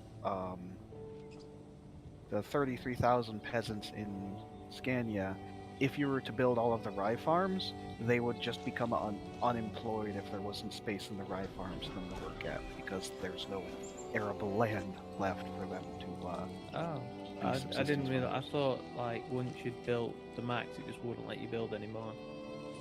Well, no, that's what I mean. Once you build the max, it won't let you build anymore. It's just the peasant job, where they work on subsistence farms, is factored in by how much arable land the area has. So, if there isn't any jobs available, rather than becoming subsistence farmers, they'll actually just become unemployed because there's nowhere to work. Oh, that's good Yeah. to know.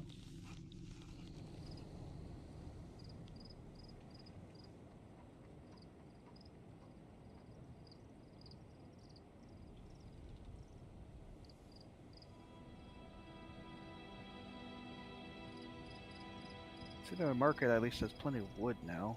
We don't have to worry about that anymore. Tools, coal, a lot of coal.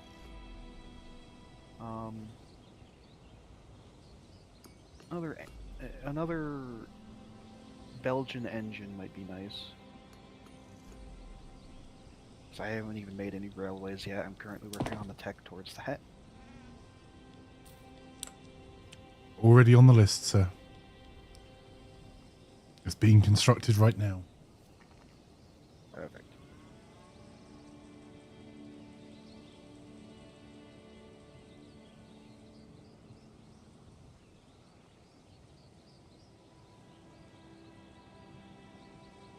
Can't even increase relation with me or Russ because we're too far away. Do you have the ability to declare an interest in a different region, Fire?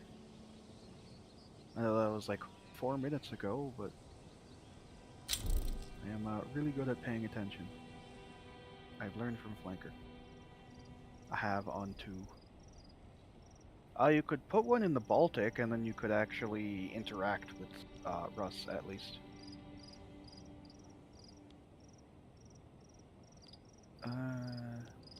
Yeah, the only thing about going south is that's Sardinia Piedmont, and they're one of the larger minor powers for sure.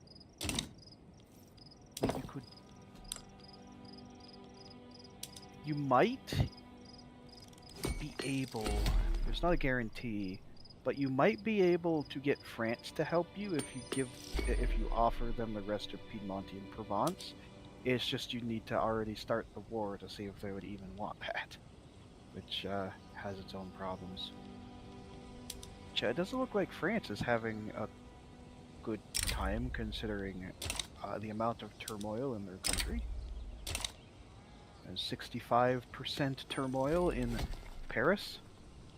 I mean, honestly, that sounds like modern Paris anyway, but... I think that's pretty much Paris throughout history. And just the French in general. Something changes, oh, time for a riot.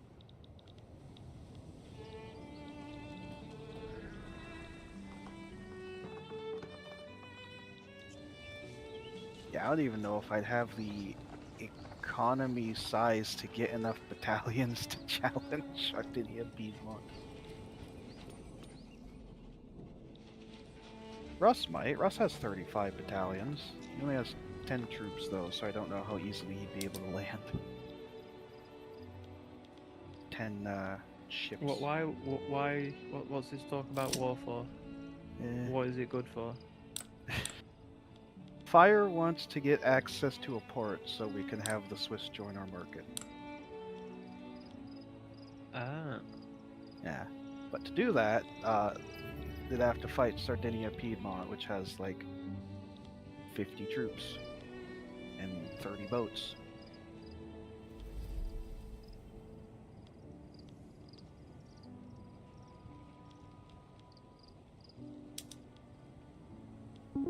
That sounds Fresh like a lot coffee of made troops by and boats Cody. for such a small Ah! nation. Message for Akel.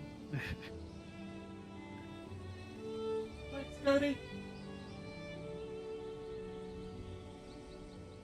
Deadsy, the game's been going for almost 20 years, and Sweden has not removed Denmark from the map yet.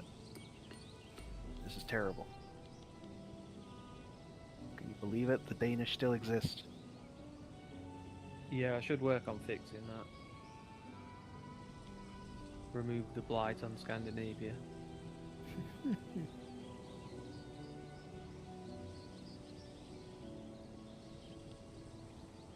Russ has a plan, I trust him fully. I mean, he hasn't even thought about annexing Norway yet. Well, they're part of my personal union thing, aren't they? So there's no benefit to doing it. Well, you'd get direct control of the areas, so you can control them. Get access to their stuff. Which, may be useful in the future? Does anyone who is not Norway have access to sulfur? It's kind of... well, I do, okay. What? Sorry. What? Does anyone other than Norway have access to what? Sorry. Sulfur. I do. Yeah, that is like the one thing I want from Norway. What are my options for taking over them? Because when I did it in single player, the only way I could find was to basically break away from Fresh them and coffee then made attack by them. Lazors. A second coffee. Message. How Um, many coffees does 10 Since pounds they're a get personal me? union, is there not a way to just like reduce when you click on the diplomatic lens to the bottom? Oh yeah, Or to should- reduce autonomy or something. Yeah. I remember seeing that, and I think I tried it, but it didn't seem to do anything. So I was like, okay, that was pointless. Well, if you reduce the autonomy, they'll just change to a different type of puppet, and eventually, if they're a low enough puppet, you can then select the annex subject. There's like 3 different puppet levels for unrecognized countries, which is why it's a little bit weird. It's like protectorate, puppet, and then something else. And I don't know where personal union shifts to when you do that. Yeah, I'll give it a go. When I do it and it gives me the pop-up, there's the forced diplomatic play. From what I figured, just doing that basically just skips a bit of it, doesn't it? It doesn't really do anything else because they never accept it. Yeah, it's like if the nation likes you and you're significantly more powerful than them, they might accept it. It actually says nowadays when they'll accept it. Ah, crap! as I wish I'd they- known that. I would have improved my thingy already. Oh, would have like- improved relations like before doing it. my thing before you did that, because apparently it also factors in wars. I had like a 53% chance for Zulu to just accept having their autonomy lowered. Oh crap! We're at war. Yeah, I didn't think. Cause-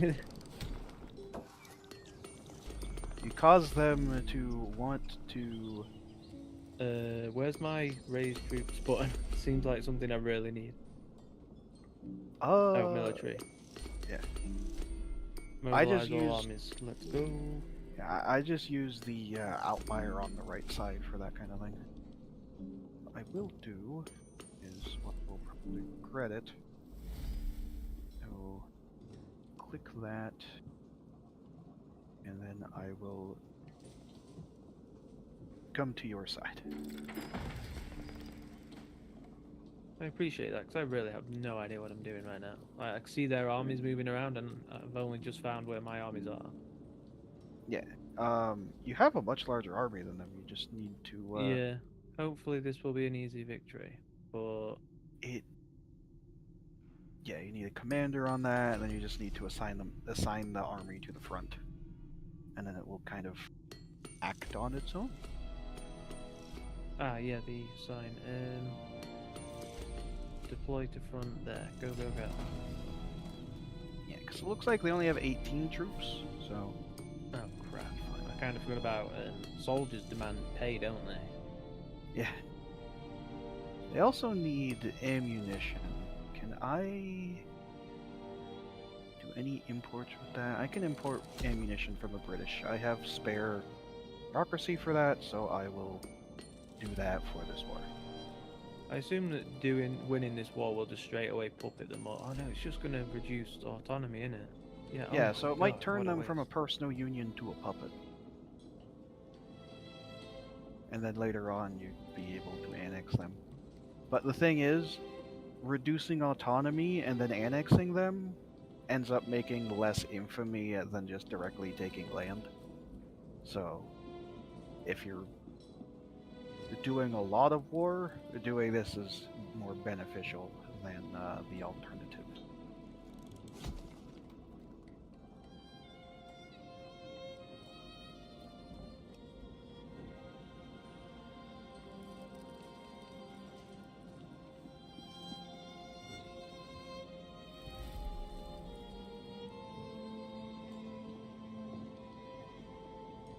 What? Denmark, what are you doing?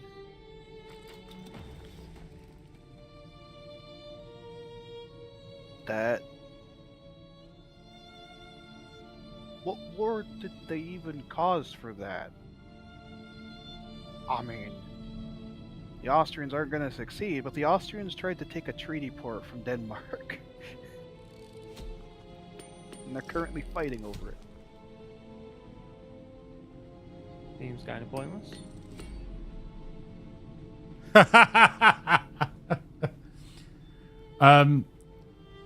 Rogue Factor, the studio behind More Time, developing a new game called Hell Is Us. If you go to their website and then click through to their official website for Hell Is Us, you get a privacy error because they've not set the certificate up right for their new game, so you can't see their site. Professionals. Pro. Email them and tell them and say you'll tell them how to fix it if they just make Mod High 2. It won't take long. It's super quick and easy. Yeah. My mate Hobo reckons he can do it in a week. And it'll have more features than the original. Oh yeah, and none of the flaws, and it won't be janky. Why did my bureaucracy just take another hit?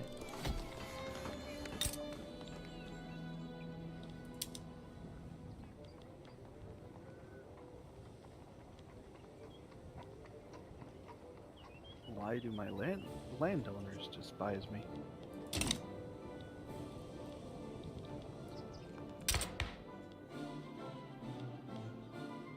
For a few reasons. Start with that reason.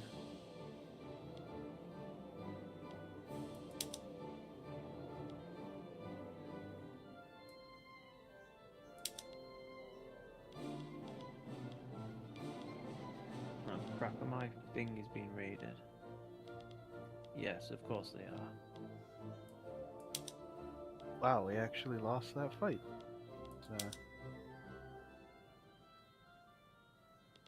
I will say, Russ, if you raise the pay for the soldiers, they will fight harder, and you'll probably have more people going to become soldiers quicker. First things first, I need to defend this sea note. Oh yeah, they have 4 boats out there. I don't really have that much better boats. Yeah, navy-wise, I don't think I'll have an issue. It's just a matter of mobilizing them. Yeah, and we... Or, well, not mobilizing, but getting them out there. Yeah, we lost the first fight, but it looks like we're doing perfectly fine on the second one. Oh, I weren't even watching, I just assumed it would be an easy win. Well, they had very high defense, and we didn't...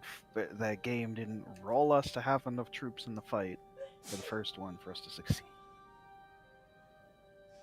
Yeah, I know it's not meant to be a war game, but like that was a huge complaint, wasn't it, when the game launched, was how the combat worked and whatnot. It still kind of really is, but like they did improve it, which brought them some goodwill, I guess.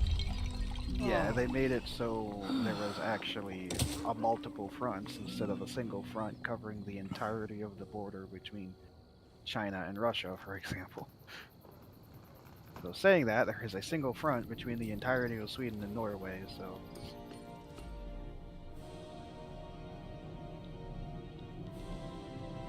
It did put more detail into actually making sense with the navies, and then they made the naval invasions more advanced because the people were able to cheese the AI far too easily with naval invasions beforehand.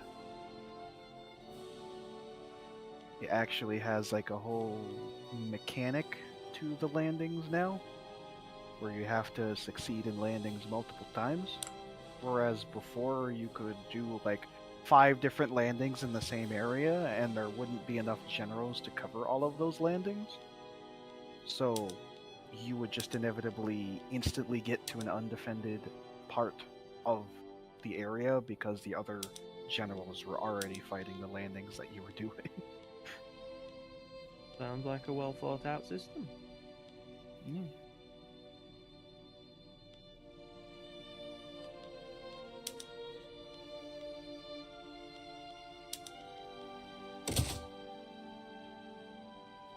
Oh my god, the AI is actually doing something I wanted to do already. Well done, chaps. Is it building something nice? Yeah, they're building a railway. It's like halfway, well, more than halfway done actually. And I Oh. was just about to start building one, so good on them.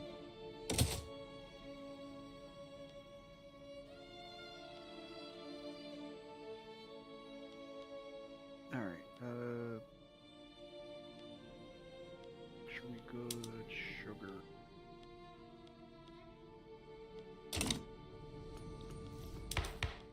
"75% of our sugar is from the Dutch."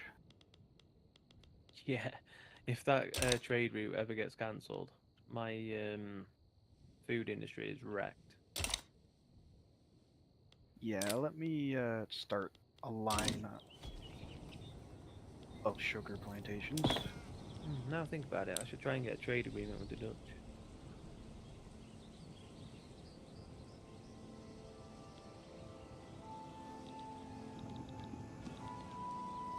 Actually, I should probably try and get quite a few trade agreements just to cut back on the bureaucracy I'm using.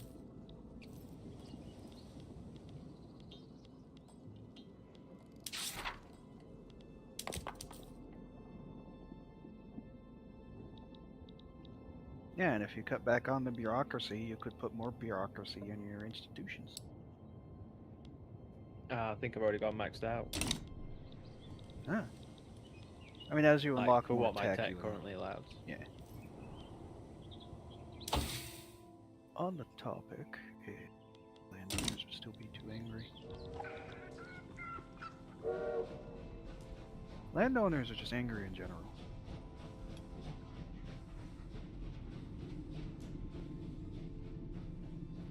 Wow, yeah, I'm definitely not getting a trade agreement with the Austrians. I've got a liquor trade route that's making just about 2k just from them. That right now is why I'm positive. I've never actually had like an economy this good, I don't think, even when I've played further into the game. Yeah, it's Maybe We there's lost something fire. to this customs union after all. Also, we are 15 minutes over the end. Oh wow, found yeah. mismatch in shipping lanes. Who's been moving them darn shipping lanes? Someone think of the shipping lane economies. Right, well chaps, it's been very fun. Completely lost track of time. Yeah, we're actually relatively stabilized. Next week I want to crush the Norwegians. And then maybe Reasonable. go after Denmark. Maybe go after Denmark once they're... oh, they actually stopped their war. Yeah, well, I'll wait for them to get into another war here. And then I'll go after Denmark. And then That- I'll form Scandinavia. Honestly, Denmark Oh. has about as many troops as Norway does, so I think he'll be just fine. Ah, that's good. But I've never managed to get Finland, and I've no idea how I would ever do that given the size of Russia compared to me. You'd have to have one of the... You'd have to, like, somehow get an obligation with Austria and or Prussia to have them fight the Russians for you. Ah. Oh, in fact, I have tried it in a game before. Now you mention it, Yeah. I think it was Austria, I mean, or Prussia, and this we Austria tried is and we kind didn't of- win.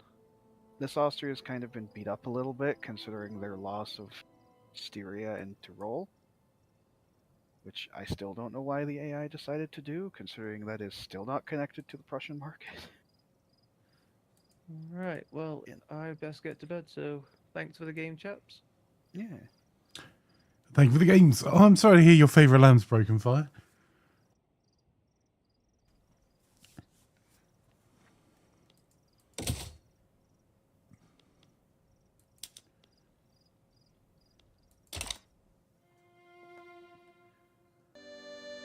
Oh, now what, Sir Flanker? Uh, Are you going to continue games, or are you just going to settle in for the Easter evening? I think I'm going to leave it where it is. And, I don't have plans for another game tonight, so rather than rush to set one up for an hour or so, I think we're going to go and raid the Fantastic City. And I can only hope that Stellaris doesn't die too hard next week. If people just turn up on time, that's really all that's needed. Yeah. And that game is not stable enough like CK3 is to have people come in all the way. Anyway, good night, sir. I'll catch you later.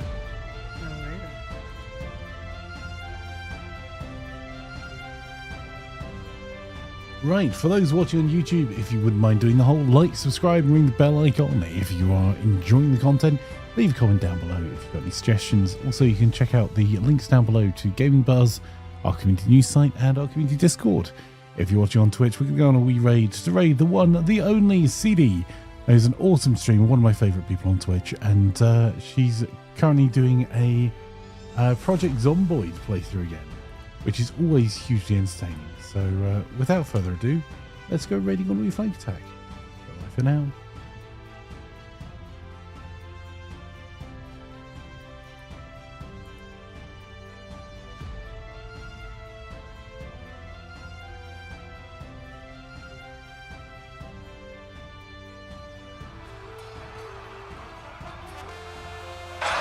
I say, old chap, I think those raiders mean to do us harm.